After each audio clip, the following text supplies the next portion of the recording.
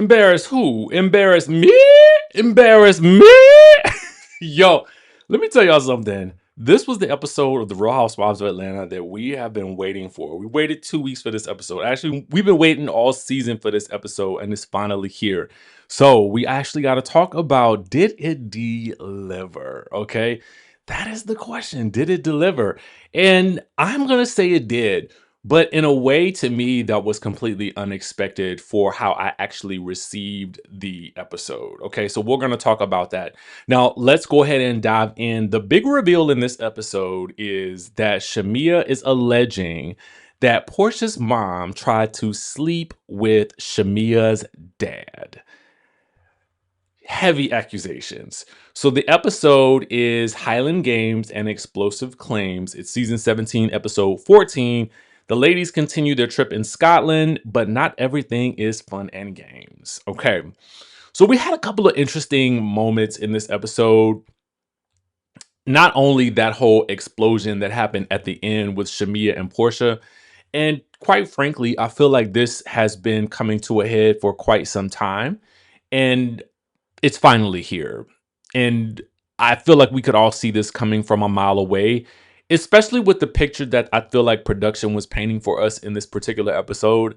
I felt like they were slowly showing us the unraveling of the monster that lives in Shamia. Yes, y'all. K. Michelle has dubbed Shamia a monster. The girl has turned into Frank and Mia. Okay, Frank and Mia. That is, according to K. Michelle, the girl is a whole monster at this point. Oh yes. Oh yes. Oh yes. And you know, K. Michelle, there's something out there in the wilderness that's trying to get K. Michelle. We haven't forgotten about that. And maybe that monster is indeed Shamia, since she's now known as the monster, according to K. Michelle. Yo, that kind of tripped me out a little bit, but we'll get into how this comes about in just 1 second. Now, things start off well for the day on this particular episode with the ladies starting off at breakfast, and Phaedra reveals to the ladies that she went looking for the lesbianic movies, we'll call them, okay, online the night before, but she couldn't find them because there was some restrictions or whatever like that. I guess she wasn't able to get her jollies off last night, so we'll see how that works out for her. Meanwhile, the girls are going to be playing some dangerous games, throwing blocks of wood and hammers and mallets and playing tug of war, for which Kelly gets dragged all up and through. When the girls get back inside, and they were sitting down for brunch, and I think they were having the brains and intestines over brunch. Portia asked Kelly, "How are you doing?" Because last we saw, Kelly was spilling her guts to Portia and the Go Nakeds, okay, in one of the Go Nakeds' room. Now, the Go Nakeds, for those of you guys who don't know, are those who are employed by Portia, okay? What I mean by that is for the wig line, right? So they would be known as Portia and the Go Nakeds. Now, for some of you guys, you may feel that, oh my God, you don't like Portia. That's not really it. I don't even know that Portia knows that some of these women are sometimes, in my opinion, acting in her name. But as Taria and I discussed, it was actually Shamia that was probably the original Go Nakeds. Yeah, I think she might have been the Go Naked leader, and then she got booted from the island. So now there's a couple of new backup Go Nakeds. So Shamia, sorry. Meanwhile, Kelly is doing better, but it was heavy for her because of this lawsuit from her ex-husband, this $2 million lawsuit. So that's going on.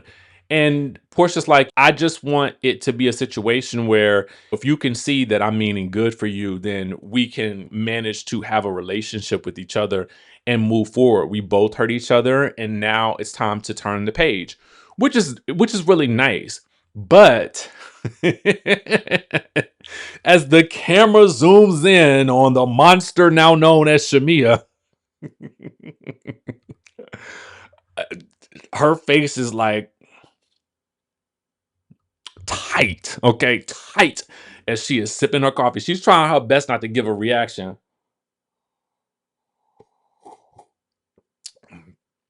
But baby, that camera gonna tell us a tale, okay? And the camera has to tell us a tale of how Shamia ultimately unravels. They've got to make it make sense for us. So if we're gonna see her turn into the monster, then we've got to see the process, okay? So they're gonna document all of that. And Shamia in her confessional even says, it's funny how she can forgive Kelly, but she can't forgive me, okay?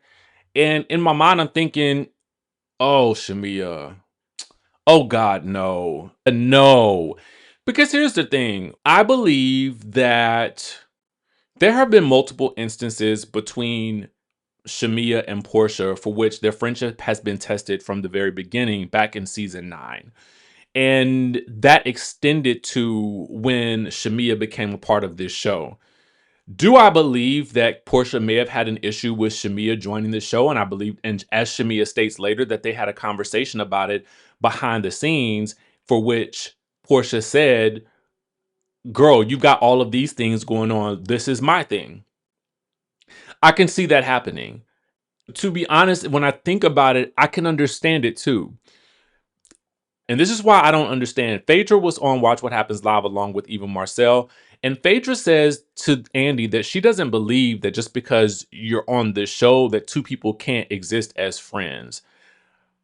But I want to say to Phaedra, like how quickly you forget about you and Candy. You and Candy were friends on the show, and then you guys fell apart. So much so that you were like, Candy and Shamia are doing the do, right?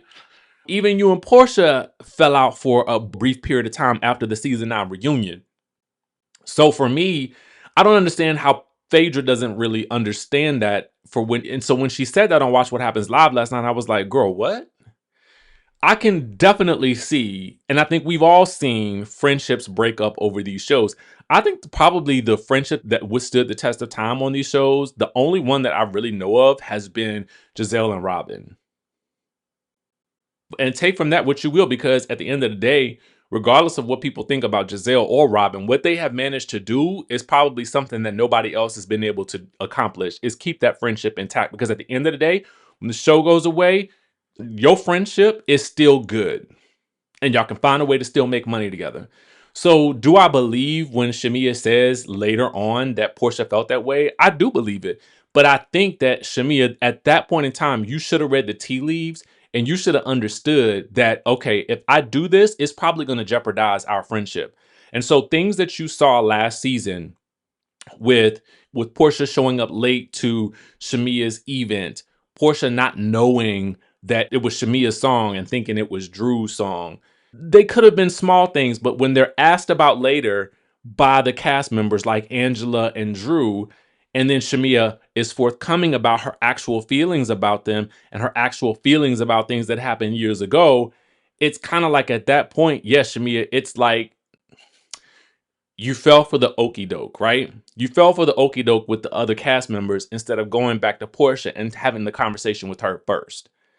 We really started to see the disintegration right there, right? And then you, Shamia, doing double time to try to appease Porsha last season, bringing Ralph onto the show, basically saying that you were tagging at people in Porsha's name because you guys were that good of friends. Like at this point in time, now it almost feels like turnabout is fair play and you are getting what you dished out last season, unfortunately.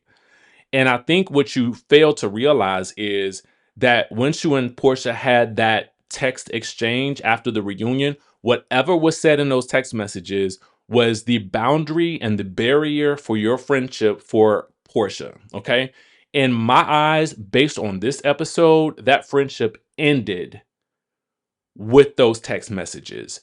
And you are still holding out hope for some level of interaction or friendship, because Portia is essentially giving you nothing most of the season.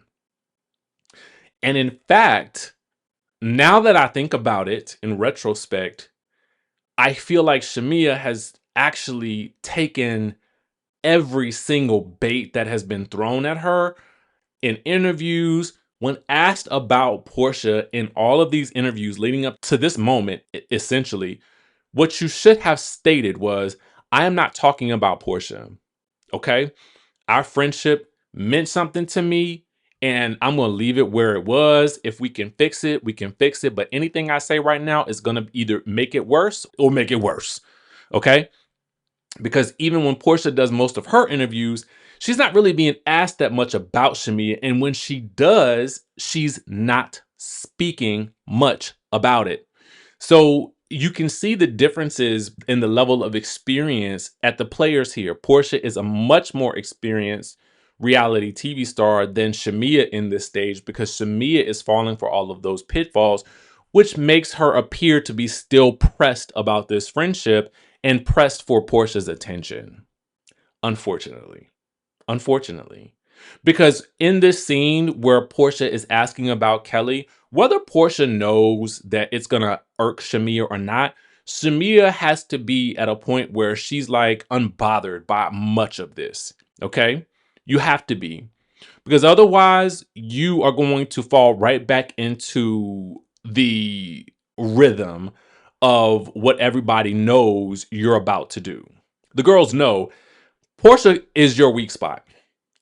And so, because of that, they know that any button that they push in any direction is going to annoy you. All right. And you are feeding them.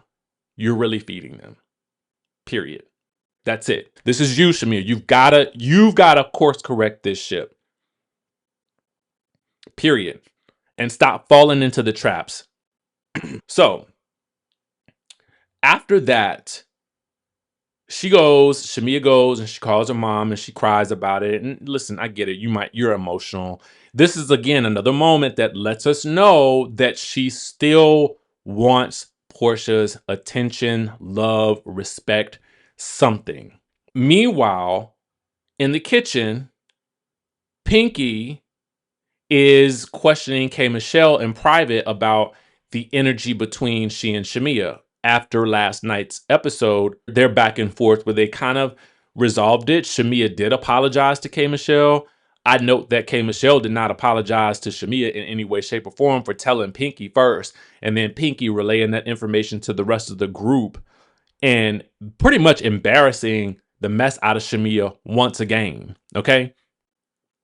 No apologies there. But K. Michelle lets us know that, oh, well, I was trying to look out for her for the rest of the night. I definitely was trying to make sure she was okay. Yeah, I mean, I guess you should be after the okey doke that you just delivered to her. Like, if the girl did not know that you had an issue, you should have told her about that. Especially, it happened off camera. Won't no cameras even around for that.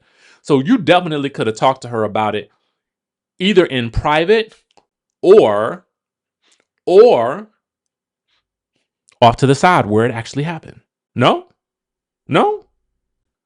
So K. Michelle is basically like, yeah, I noticed the energy is different. How am I the problem? You the one that did this to me.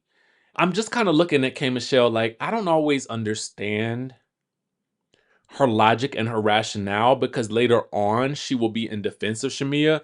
I do think that K. Michelle does like Shamia, but I think that K. Michelle is also extra sensitive about these other ladies in Atlanta that don't F with her.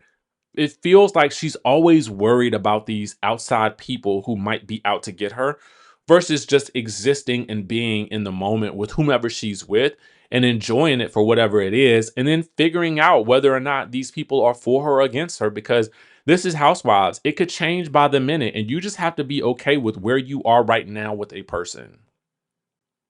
So at this point, Pinky and K. Michelle surmise that something bigger is happening with Shamia. And again, this is the unraveling of Shamia. And K. Michelle basically assesses that Shamia is turning into a monster right before her very eyes. This is the birth of Frank and Mia. Okay. Frankenstein plus Shamia equals Frank and Mia. All right. Now, the ladies are about to get dressed because they're about to go out for the day, and they will be out most of the night as well because they're going to do some partying for Phaedra's birthday. Meanwhile, Pinky gets some calls during the day about her business. And you know how Pinky is about her business. She's upset because there's money coming out here, there, and everywhere. And to a certain degree, I just want to almost tell Pinky, girl, why don't you just have a one person business? Maybe you should take a break from all this.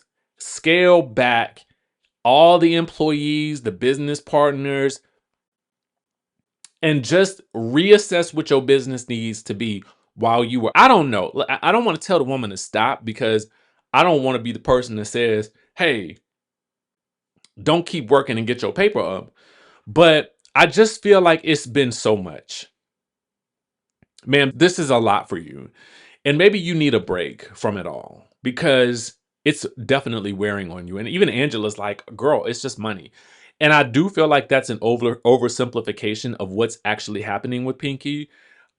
And but this is the Angela that I enjoy a lot more, the person that I see who is kind of like, I mean, she has an overly simplistic take of Pinky's situation, but I do like her logic here. Like, life is so much more than this, and Angela can speak to that because she's lost her mom, and so she understands that this is money. It will come and go, but like your relationships and the things that you actually have and that are tangible, those are going to be the things that withhold you and take you into the next level. So the funny thing about it was when the ladies gather around and they do rally around Pinky, Pinky jokes about, well, I don't know, I might have to become a go naked model now. Here in my mind, I was like, here we go. Pinky has turned into a go naked. Pinky gonna be rocking a wig, baby. Next season, you gonna see Pinky in a vegan wig. Okay, I don't even know if is that a thing, but I tell you what, Pinky will invent it. All right, she will invent it. She will invent it. Meanwhile, the girls decide they're gonna go out and they're gonna be looking at fabrics and things like that, some Scottish fabrics, and Portia's gonna put it all on her card and whatnot so they can all celebrate together. And then it's time for dinner. Now, they get to dinner at the restaurante, and this is where it's all gonna go down. And the conversation seems like it's gonna be pretty good. Oh, they take a bus ride over first. Let me get there. They're drinking champagne and they're discussing vajayjay tightening exercises and who's got to get a finger where and whatnot and wooty woo. And it seems like a good time. Much of this episode, I'm watching the interactions between Shamia and Porsha. And I will say this. I do think, and this is what leads me to my thinking, I feel like there are moments where you see Shamia either trying to reach out and touch Porsha, or you just see a level of familiarity there that we already know because they're not getting along in real life. That is probably more for the sake of like everybody just getting along, which I think is a great thing. But underneath it all, because we know what's happening with Shamia, we know it's ultimately bubbling over. And I also wonder if what really set her off was the whole idea that Portia and Kelly were able to make amends. I think that that really did something to her. And I think it also did something to her when the K Michelle situation happened and the realization that Pinky had ran and told everybody in the group. And then the Angela of it all, now that I'm really thinking about it. And I think that that did cause her to unravel. I do. I think it caused her to unravel. And I think really, though, seeing the Kelly and Portia makeup, I think that that really sent her into a tizzy because I think that that upset her beyond words, especially because it was Kelly, who she's now really, really close to, and Portia, and seeing Portia able to forgive Kelly, but not her. That really sent her into a tailspin. That's what I think. Okay. So as they get to the table and Angela asks, well, Drew, what's going on with your music? Drew's like, oh my God, I'm doing a new single with Ray J.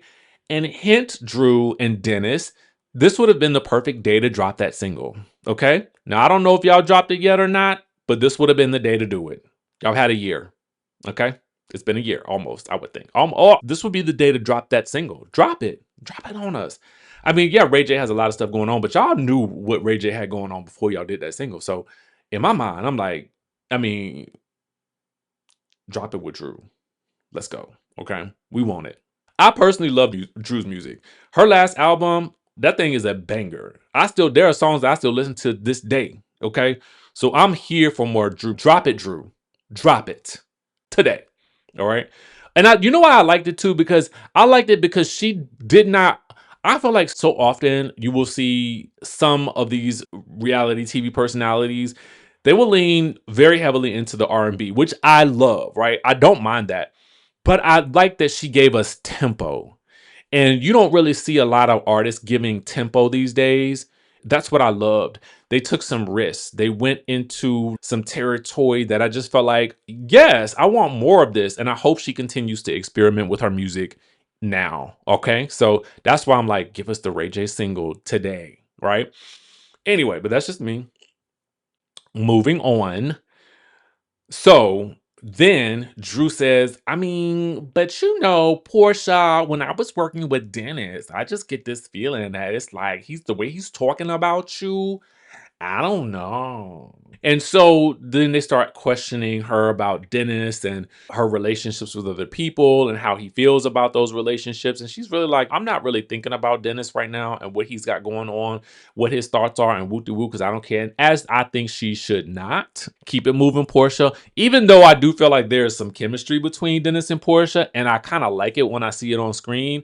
I also understand that for her and him, I think that their relationship has some elements of toxicity. So it's probably best that they probably keep that moving until they get some type of therapy, unless it's just over. But I do kind of sense that it might just be best that it be over, even though we can feel it when they're on screen. Okay, so anyway, so then Shamia, oh my God, I cringed internally when this happened. I'm not gonna lie to y'all, I cringed because in this moment they start talking. Portia's talking about Pilar and not, I guess, maybe being careful about who is around Pilar.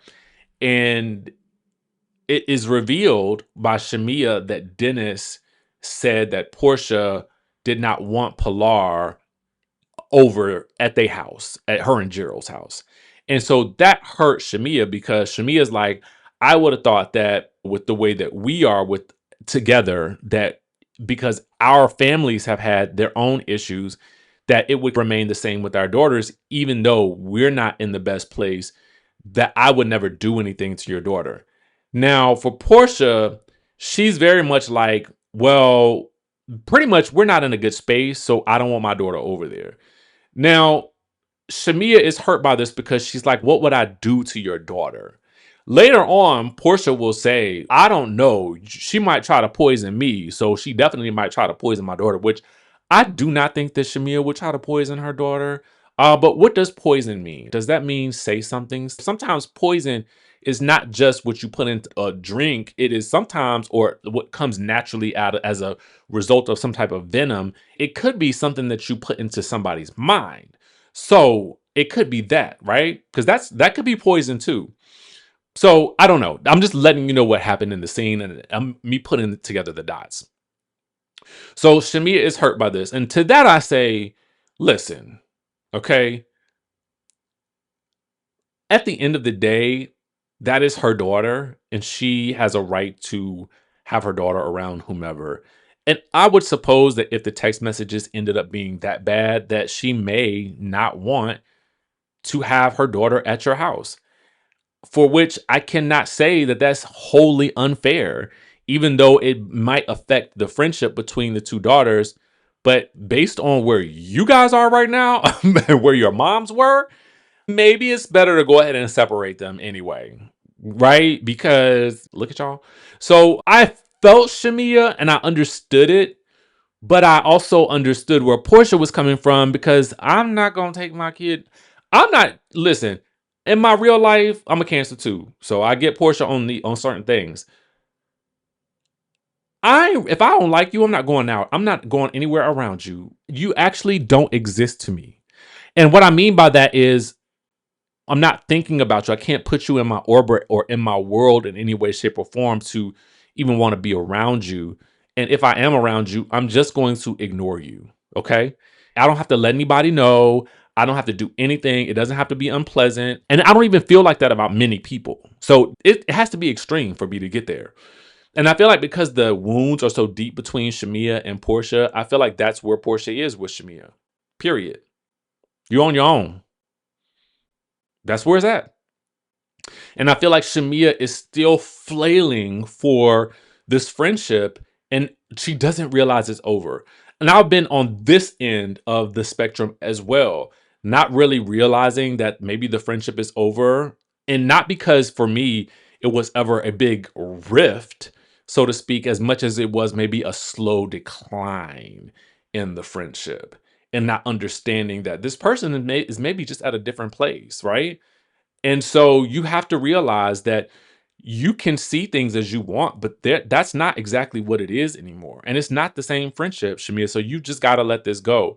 To be even fairer in this situation, if you're going to bring up that situation with the kids, this would have been a better situation to talk about one on one, period. Everybody in the group does not need to be privy to this. They don't need to be privy to this conversation because it's not going to work out well for you, Shamia. So it's starting to escalate. And this is again the unraveling of Shamia in this episode. And the finger gets to going. And for a second there, I was wondering, is Shamia about to jump across this table? And as they're continuing to escalate, because there are some points that Shamia made that I did feel like were valid, right? The one point being, on the one hand, you told Kelly to stay out of our argument because we're like sisters. But now in this moment, it's giving we're not sisters. So which is it? And Porsha says certain things have come to light, but those things that came to light were last season. And the comment that was made to, or at least that's what the camera showed. And the things that Porsha was saying about being a sister happened at the beginning of this season. So I was kind of confused about that. But again, I feel like for Porsha, the moment those text messages went out, the friendship was done. And Shamia, I don't know why you didn't realize it. Okay. So, and maybe it was because they had been able to be in the same spaces that she was still holding out hope, but I just don't see it ever being the same. So as things continue to escalate, Shamia's like, you mentioned my mom on your public platform, and I never said anything about what your mom has done. And so then it comes out about Shamia's mom buying the daycare center, which Portia says, well, everybody already knew that. And then Shamia says, what they didn't know was that your mom tried to sleep with my dad. And at that point, everybody's like, oh, oh, oh. Franken Monster is on the loose, okay? That's the new name. It's not Franken Mia, it's Franken Monster now is on the loose. Again, courtesy of K. Michelle, right? She's the one who called the girl a monster. So anyway, K. Michelle's monster is now on the loose. And Portia's like, Portia's pretty calm. She's pretty calm. I know it's serious for Portia when that finger gets going up right here under the chin. When she get to doing this, I know it's about to be something serious. And it's the way she does her lips too. I could tell she's about to unload something. And I knew it was coming. And next thing you know, she's like, I already knew about this. Okay. And then that's why my mama said that your mama slept with your daddy's brother. Now, here's the thing. Okay. The way Portia handled this in her delivery, A plus. Okay. A plus plus. She didn't get emotional. She didn't really come out of character. But what she did do was throw out a Portia bomb. And those Portia bombs, I don't know if I always believe them.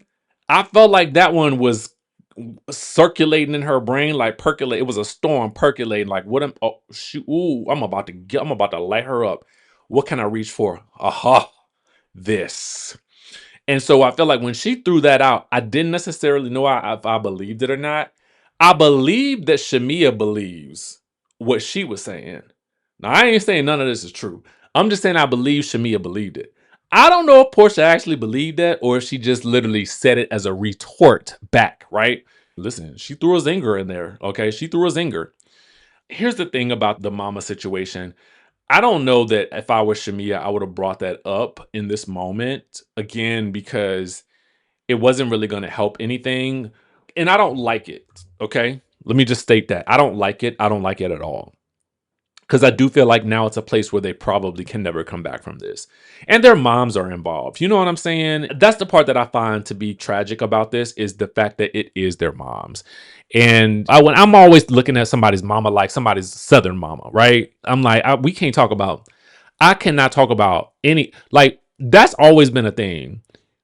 I don't care what we did in our neighborhood growing up, but we never really threw out the mama stuff, right? I think that was always just a level of, like, when we grew up in our neighborhood, we treated everybody's mama like our mama. So if they was yelling for somebody, we was gonna get that person. Like, we was gonna, like, yo, your mama calling you. But we might have fought each other when we was younger. But when it came to somebody's mama, like, it had to be like a level of respect. That just wasn't a thing. I couldn't imagine doing that. So that's why this whole situation really kind of, like, I think it hurt all of us a little bit when we heard it. And we're just like, oh God. You could even tell the cast members too. So here's the other thing about this situation. I feel like K. Michelle was right about in this situation. Later on, she will surmise that Shamia has been holding a lot of this stuff in. And I do think that she has been. But I also think that this was a moment for Shamia where she could have really stood on 10 toes. Like, if you're going to go there, you really do have to stand 10 toes down in it, and you cannot leave. I would not be the person to leave. You have left every scene you have gotten, just about every scene you have gotten into it with somebody, and you have not sat through it. And in this moment, when you pull that one out, if you pull out a big gun like that, you have got to sit through it, in my opinion. Unless production told you to leave, you got to sit your way through that one. I don't care what it was. I don't care how uncomfortable it is. Sit your way through it, because you unloaded that one and you cannot run away from this one. You can't. Okay. So whatever comes out, you got to be prepared for what comes back at you with that type of accusation. And so because of this, she ends up walking off.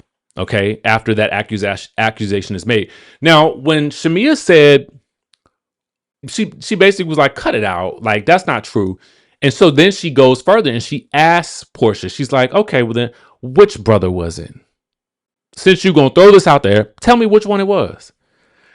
And I think what Phaedra tried to do is minimize what Shamia had said by saying, girl, I wouldn't say it wasn't true. I wouldn't say which brother was it. I would say it wasn't true. Well, she already said, cut it out, girl. We saw that in the scene. So them throwing that in there, I just felt like, Phaedra, what did K. Michelle call Phaedra earlier? Mrs. Pillberries or something like that? With the stick to that, Phaedra. Okay. Phaedra on Watch What Happens Live, when a viewer asked her, well, why didn't y'all correct Angela when y'all found out that she was lying about the Ashley and George of it all? Phaedra said, well, we didn't know until we saw the episode, but you sat in the room and you heard the girl say, you sat there with Shamia, as Shamia said she didn't say it, and the text messages from Ashley proved it. Then you went into the room with Angela, as Angela was on the phone with Ashley, and Ashley saying, you called me for information. In fact, Porsha tapped you on the leg, and then you heard Ashley say, but I didn't give you anything, and I told you I wanted to stay mutual. And you realized at that point that Angela did not have any information and that she had made it up. Like, I get it. You got a side that you're on, but I still say at some point you got to recognize, well, what's right in this situation and what's wrong. Like, come on now, because it happened to you last season. You were the monster in the closet last season, and now it's somebody else. So you would think that Phaedra would be a little bit more sensitive to the fact that somebody has just accused somebody of something that they did not do, especially with you being an attorney. Whatever. So Shamia skedaddles. She's out of the restaurant. Porsha's like, her and her mother are trash.